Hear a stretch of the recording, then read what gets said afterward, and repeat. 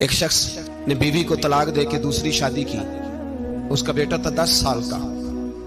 उसने अपने बेटे से कहा कि बेटे बता, पुरानी अम्मा सही थी या ये सही है? उसने कहा नहीं अब्बा, वो तो झूठ बड़े बोलती थी, ये सही है।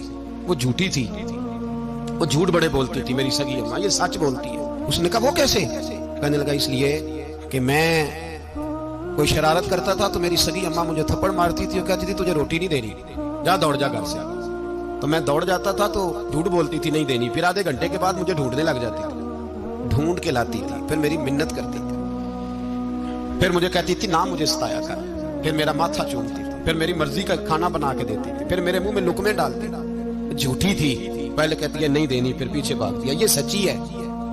मैं शरारत करता हूं तो थप्पड़ मार के निकालती है, फिर मैं मिन्नतें करता हूं पर रोटी नहीं देती, पैर पकड़ता हूं नहीं देती, सच बोलती है, अपनी बात पे डट जाती है। ओ भाई, बच्चे उसकी मां ही पाल सकती है,